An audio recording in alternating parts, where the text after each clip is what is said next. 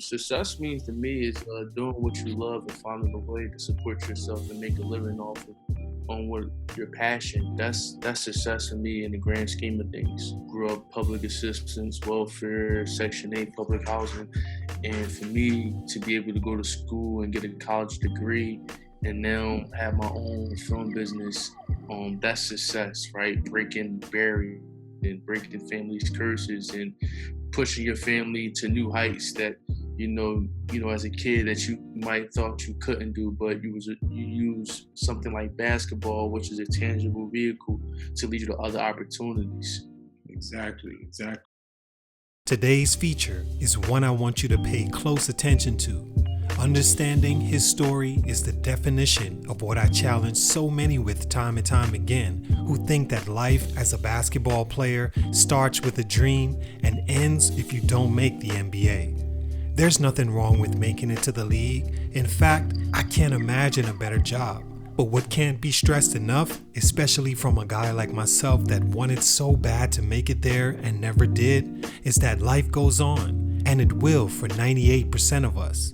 It seems nugatory, that statement, until you're in a position where you're forced to understand what that really means. It's then you realize what success potentially can be and how much life you have to live after 22, 23 years old with no draft prospects. Tony Chennault, ladies and gentlemen, is a success in my eyes. As you'll see in this story, he's always been a success. It's not because of basketball though. It's truly because of the person he's always been. Mature beyond his age, understood the importance of hard work, strong enough to leave home for a better situation, even more strong to leave that better situation behind and return home when family needed him. And finally, understood at a young age that making a life worthwhile was going to take more and could be done without basketball. He's always had a great attitude, which garnered respect from Hall of Fame coaches to NBA lottery picks to the people in his community that saw him go from the best player in the city to transitioning to other avenues of life when his NBA dream wasn't realized. Let's get into his story and hear from his own mouth what stunted his growth. Yeah, that's the one I saw the story. He used to be one of my campers. Oh, really? Yeah. Yeah, I figured you might know him. Yeah, so, great kid. Yeah. I want to shout out Facey Taylor for the request. And this is Tony Chennault, and this is my Stunted Growth story. It's your boy JC, stuntedgrowth3.com. Let's get it, man. Stunt number 1, Deacon situation. Let's talk about the first time you feel like you've had a growth stunt in your career. Now, I want to preface this by saying this. A lot of people don't really understand what a growth stunt is, and they always assume that it's a negative, but it's just a change in direction, and for a lot of basketball players, I would say maybe 95%, a high percent of basketball players, we all experience some kind of change, and being young, you don't always understand how to deal with that, and that's where that guidance we were talking about earlier may kick in if you don't or you do have it. So can you speak about the first time when your basketball career was actually challenged and you had to decide which way to go? Yeah, I think probably after I broke my foot my first year of college, that was like the first time like I ever had a serious injury where I was forced to really be off the court for 3 months, and I really had to learn the game of basketball from a cerebral perspective.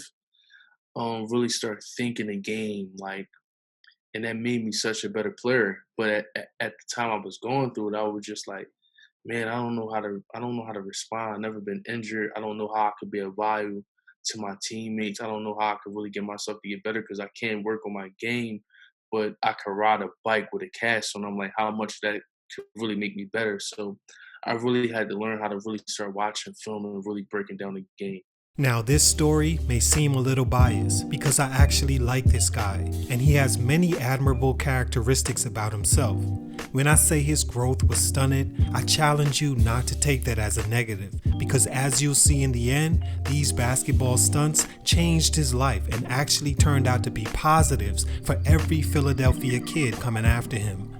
Tony is from Philadelphia, Pennsylvania, and grew up mostly without his father, who was pursuing his own hoop dreams overseas. His older brother Mike took over the father figure role for the family and was very close to Tony, his mother, and his brother Sean.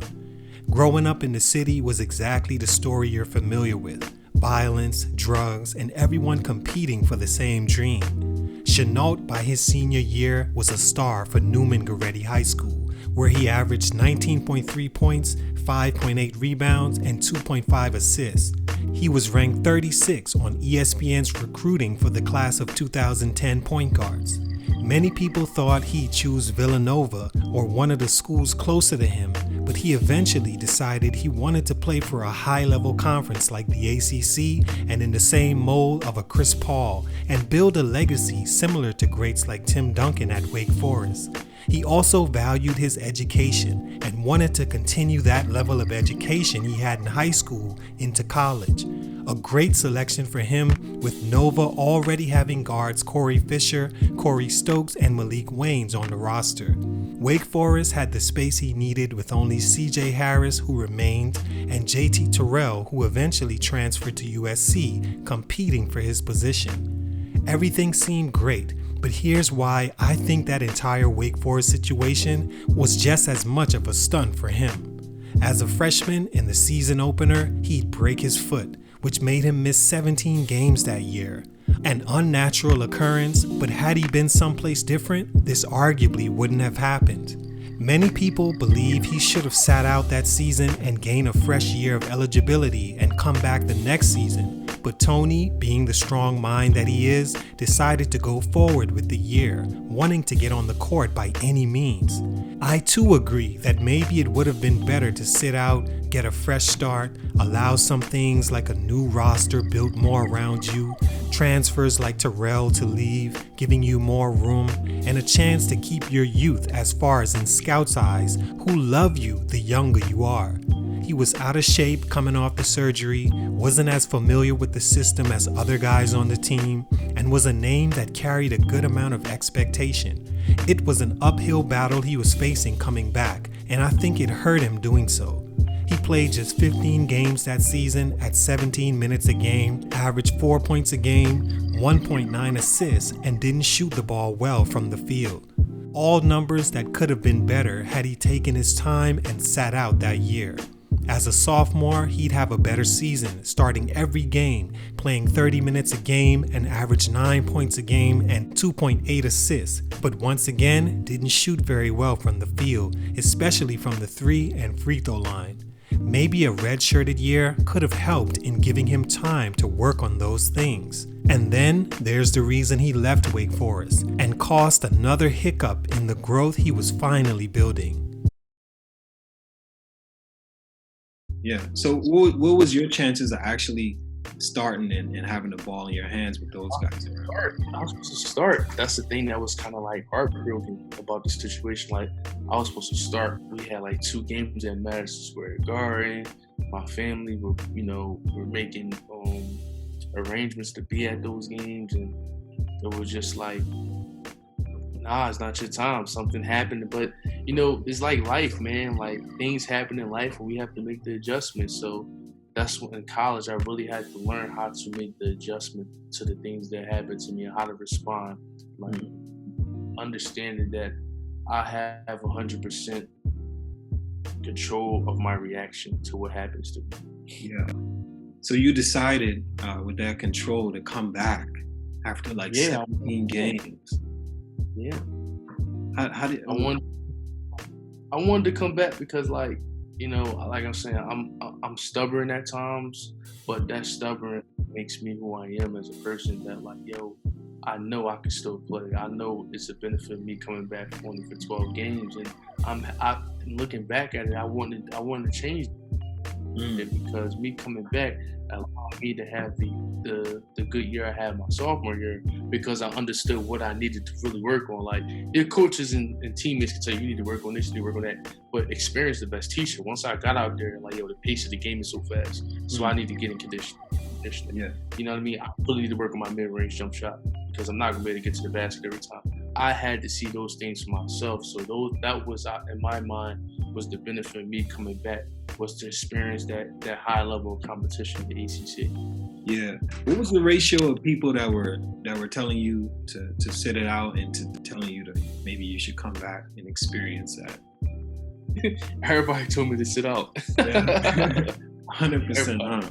So everybody, it's like, yo, just you, like, it don't make sense, man. Because the crazy thing is, like, I never thought of basketball into a business until I really got to like my senior year in college. I just thought it was just basketball. yeah.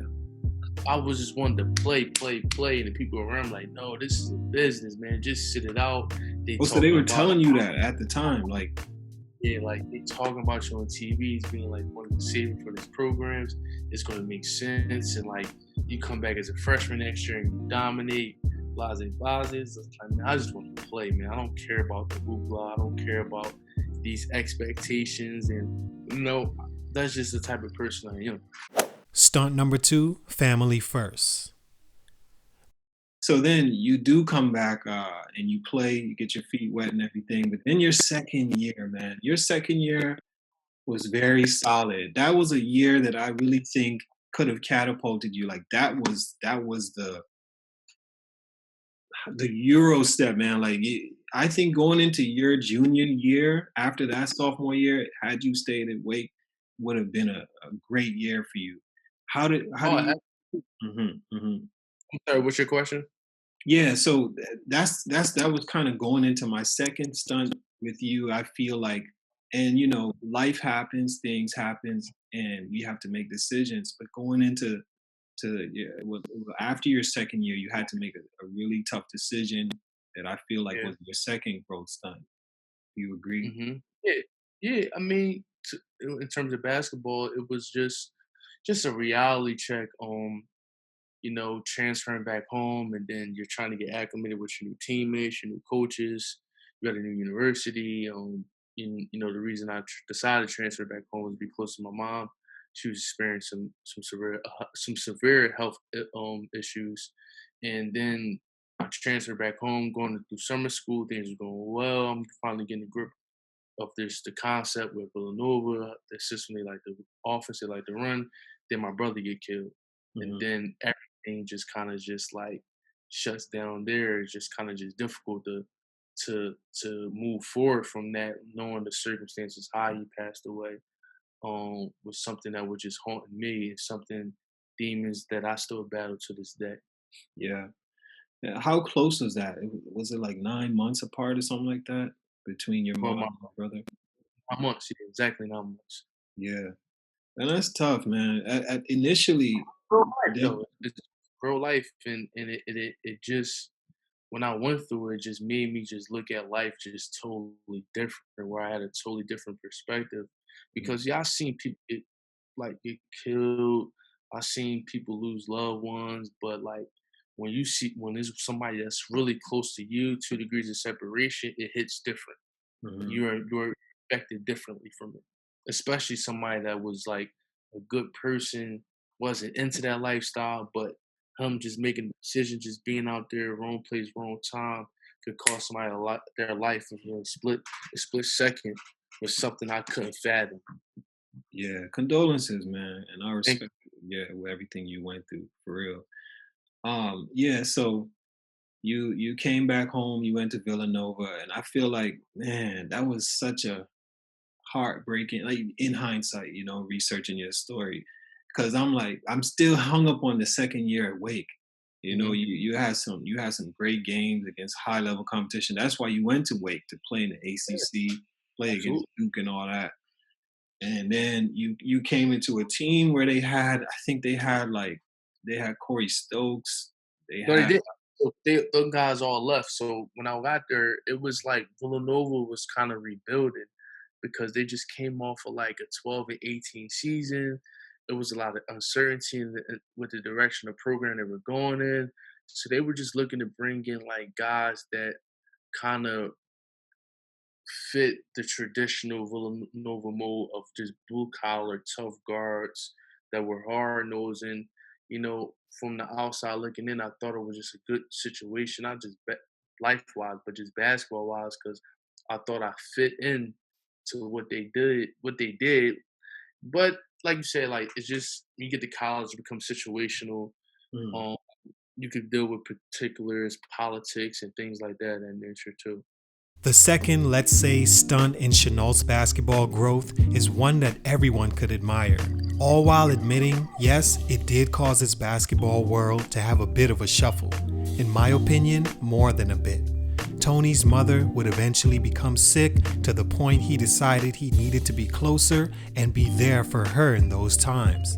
He was coming off a very solid sophomore season where he was finally seeing success as a collegiate athlete, being the starting point guard for a great program, the ball finally in his hands, and him finally being comfortable in a system that would have definitely seen him put forth even better numbers as a junior, and who knows, maybe even have a shot at changing his family's as well as his trajectory with an NBA shot. But family comes first in most people's lives, and Chennault was most certainly one of those people. And so he transferred to Villanova, wanting a school with equal the quality of education as Wake Forest, having the foresight to understand he'd maybe need that education in the future. But it was also a program that had a total of 7 future NBA players on the roster, 3 in Tony's first year there and 4 in his second. His minutes drastically fell off, along with his production and usage. He went from having a solid shot at Wake Forest to no chance at the NBA at all at Villanova, all for the chance to be close to his mother going through the ordeals she was. But that wasn't the last of Tony's family tragedies by a long shot. His older brother, whom had been like a father to him with his dad gone, was shot in the shoulder and head and died in the Philly streets while visiting a man who he was trying to help acquire a job. That situation killed Tony and actually caused him to lose his passion for the game for a while, understandably. Playing basketball without loving it is almost the last straw for a player of making it to the NBA. But for Tony, life would get even worse when 9 months later, his mother had a seizure and died right in front of him. He recalls trying to pump her with air, but to no avail. He said after that he believes the loss of his brother and the manner it happened was just too much for her, and she wanted a way out, a way to be with Mike. In the span of 2 years, Tony's life turned upside down, and making the NBA, much less basketball, was the furthest thing from his mind in that moment. He thought about giving up, yes, and most probably would, but that not being in his nature, decided against it and finished his career at Villanova, averaging 2.7 points a game in just 14 minutes a game as a senior, with 0% chance of being drafted. But that was all second for the strong-minded Philly boy who learned a long time before that life for him would be more than playing in the league. He began a process, in his words, most basketball players will eventually go through, having to think of other avenues in life to focus your passion and try to navigate a brave new world. So there was space for you at Villanova when you came in, or were you playing behind from the get-go? So initially I was supposed to be space. I was supposed to play in the backcourt with Archie Hacknell, and kind of things have changed throughout that course. Losing my brother. I mean, part of it I gotta take responsibility because I wish I could have redshirted. Looking back at that year, I just wasn't in the right headspace until like we got to conference plays. I'm sorry, excuse me, conference play, Mhm. because there's just so much going on at home, so much dealing with the grief of losing my brother. I couldn't really be the player that we all know I could be. So I was just really just trying to push through those difficult times, Yeah, but I wasn't in the best performance for myself because I mentally wasn't there. yeah.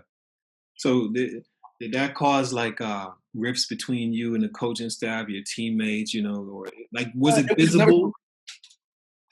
it was never a risk for me and my teammates. It was definitely at times some verse between me and the coaches. Because I'm a transparent person.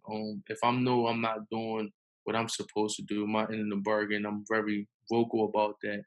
And if I feel like you're not being vocal or being truthful about what was promised or what was told prior to me coming here, I will call you out on that bullshit. Stunt number 3, shooting. Now let's talk about another stunt that I think your third stunt was. If you're looking at it like you said, as a business, as a GM, as a scout, your shooting numbers. How you feel about your shooting over your career? Were you a good shooter in high school? Yeah, I was an average shooter in high school. I never was like a lights out shooter. I was like a streaky shooter, like where I was really good at catching shooting threes and shooting mid range jump shots. I think part of the reason that my shooting numbers wasn't the best of his abilities, because I wasn't shooting good shots a lot of times. Like, for example, when I got the Nova, a lot of shots I had to shoot at the end of the shot clock with just 5 seconds left. Like, go make a play now. It's like your teammate hold the ball for 10 seconds, Yeah, throw it yeah, back to you. yeah. You got to go make a play. You know what I mean? So, Mm-hmm. like, that looks like your shooting percentage numbers suffers from that. You know what I mean? Yeah, yeah. So working out, what did you focus on when you were working out and stuff? It's my like, especially when I got the Nova, just really like mastering my mid range jump shot, and just knocking down open shots, because that's what my game has transitioned into. Yeah. Being able to get the mid range area, pull up, guard in 94 feet, knock Mhm. it down the open shot. Okay. So if you were a GM looking at your shooting numbers, what would you think?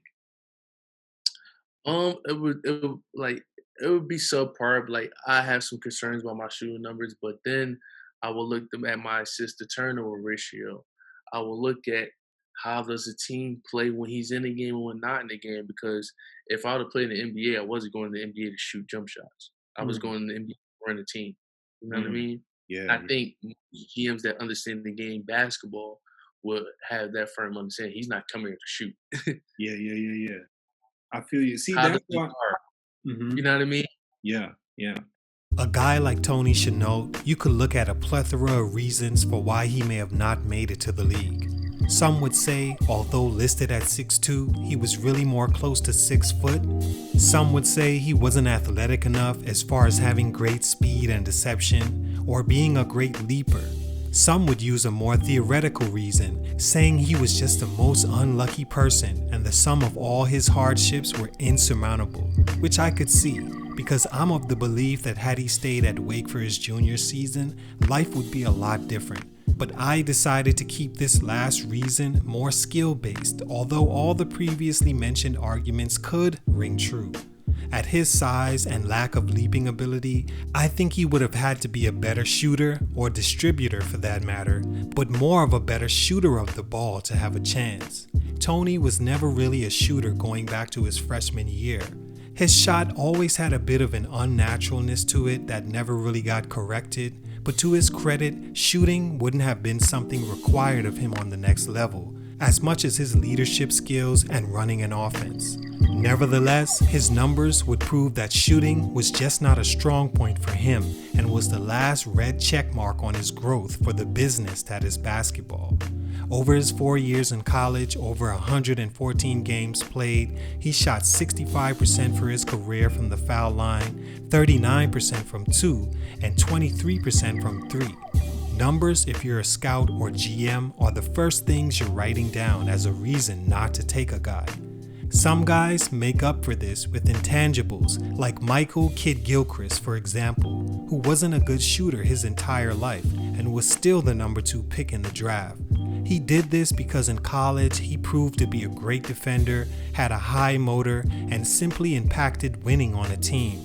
Number 2 though is still a confusing selection for me that Mitch Kupchak and MJ will never be able to explain, but hey.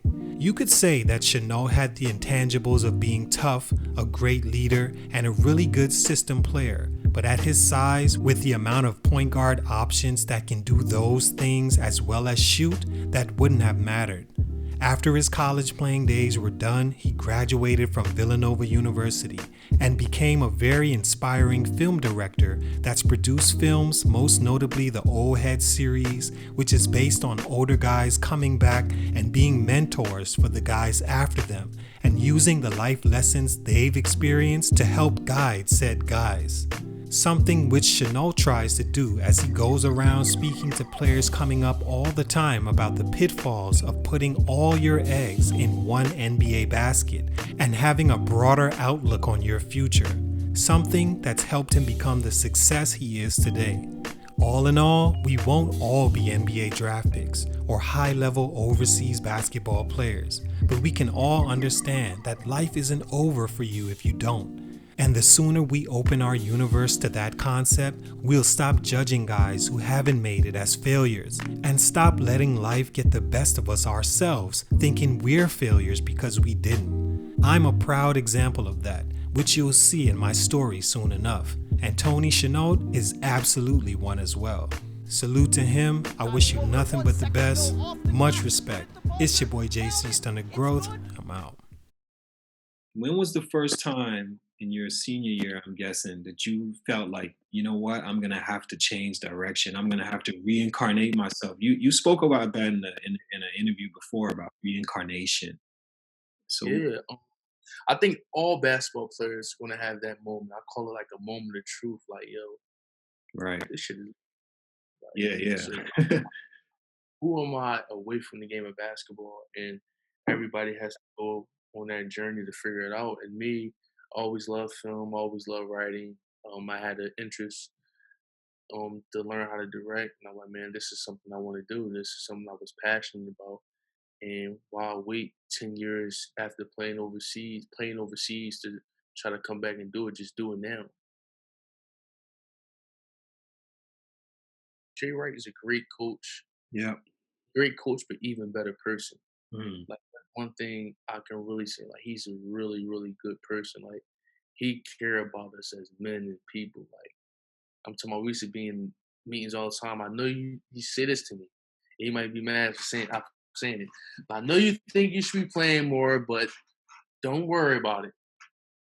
This is the best decision we made. Life after basketball. He's talking about life after basketball. Coach, I don't want to hear life after Yeah. basketball. But now I appreciate that so much. Everything he was saying in terms of life after basketball, you made the best decision for your life. And I agree with it.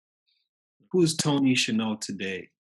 After that transition, that reincarnation. A creator, a leader for his community, um, somebody that's gonna leave Mhm. a legacy that's gonna test the time, and a legacy that wanted to help others, even at the expense of wanting no return for helping others, just doing it out the kindness of their heart.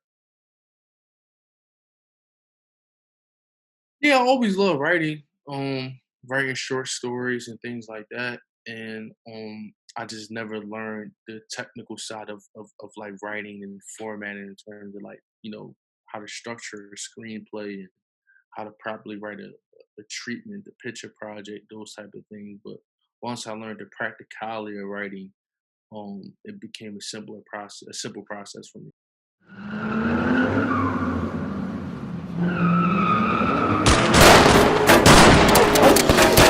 Oh, I'm hit.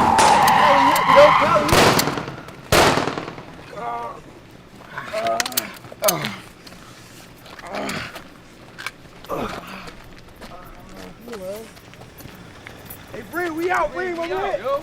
Come on.